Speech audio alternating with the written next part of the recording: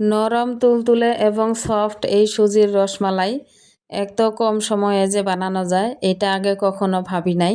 একদম কম সময়ে বানানো যায় আর খাইতে কিন্তু দারুণ মজা লাগে। অনেক স্পঞ্জি হয় এটা, মুখে দেওয়া মাত্রই মিলে যাবে। যে একদিন বানিয়ে খেয়েছে সে বুঝতে পারছে এটার স্বাদ কতটা। অনেক মজার একটা রসমালাই। তো রসমালাই বানানোর জন্য আমি এখানে নিয়েছি 1/2 লিটার লিকুইড দুধ, সাথে অল্প পানি অ্যাড করে দিয়েছি। দিয়ে এগুলো ভালো করে জাল করে নিয়েছি। নিয়ে এখন সাথে দিয়ে দিচ্ছি পরিমাণ মতো চিনি, স্বাদ মতো লবণ আর এলাচের গুঁড়া। মিষ্টির পরিমাণটা আপনারা আপনাদের পরিমাণ বুঝেই দিবেন। যে যেরকম মিষ্টি খেতে ভালোবাসেন সেই রকমই দিতে পারেন।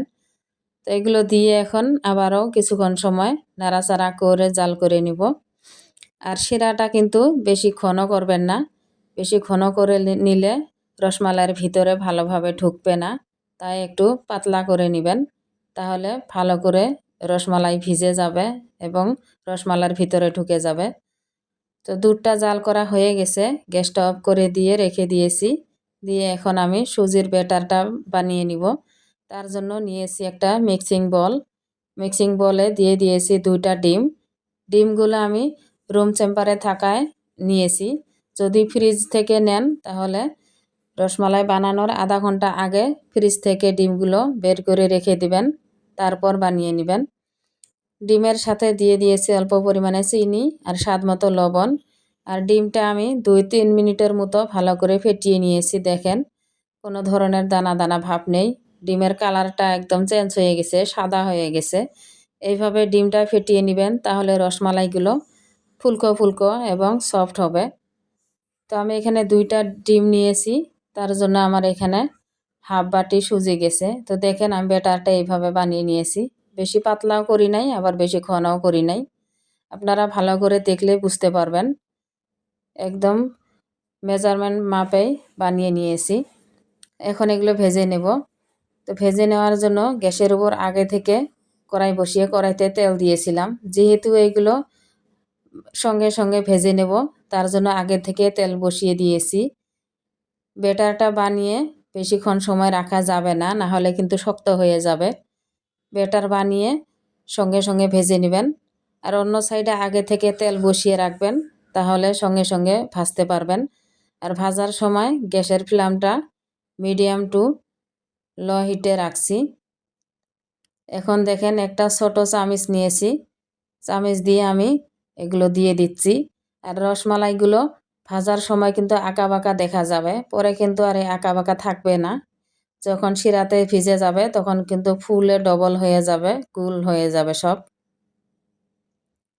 এই তো ভাজা হয়ে গেছে দেখেন। বেশি লালচে করব না, হালকা একটু কালার আসলেই এগুলো উঠিয়ে নিব। আর কে কে রসমালাই বানিয়ে খেয়েছেন অবশ্যই কমেন্ট করে জানাবেন। আর যদি না খেয়ে থাকেন তাহলে অবশ্যই একদিন বাড়িতে বানিয়ে খাবেন। অনেক মজা লাগে কিন্তু এই রসমালাইটা খাইতে। এই তো ভাজা হয়ে গেছে, এখন এগুলো উঠিয়ে নিচ্ছি। উঠিয়ে নিয়ে সঙ্গে সঙ্গে দিয়ে দিব গরম দুধে। আর এগুলো কিন্তু গরম দুধেই দেওয়ার চেষ্টা করবেন। দুধটা যদি ঠান্ডা হয়ে যায় তাহলে আবারও অল্প গরম করে তারপর দিয়ে দিবেন। দুধটা আমার ঠান্ডা হয়ে গেছিল, পরবর্তীতে আবারও একটু গরম করে দুধের উপরে এগুলো দিয়ে দিলাম। দেখেন কত সুন্দর হয়েছে, মাশাআল্লাহ অনেক সুন্দর হয়েছে। এখন ঢাকনা দিয়ে ঢেকে 2 ঘন্টার জন্য রেখে দিব। কেউ চাইলে সারা রাতের জন্য রেখে দিতে পারেন, আমি 2 ঘন্টার জন্য রেখে দিয়েছি। তো ফিরে আসলাম 2 ঘন্টা পর, ঢাকনা উঠিয়ে দেখিয়ে দিচ্ছি। দেখেন ফুলে একদম ডবল হয়ে গেছে, কত সুন্দর হয়েছে দেখেন, মাশাআল্লাহ অনেক সুন্দর হয়েছে। এখন একটা কেটে দেখিয়ে দিব। তো দেখেন কত সফট হয়েছে, দেখেন অনেক সুন্দর হয়েছে, মাশাআল্লাহ অনেক সুন্দর হয়েছে।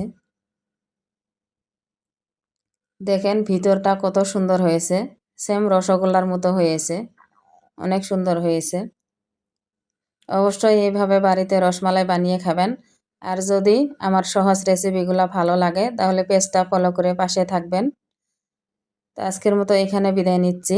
আল্লাহ হাফিজ।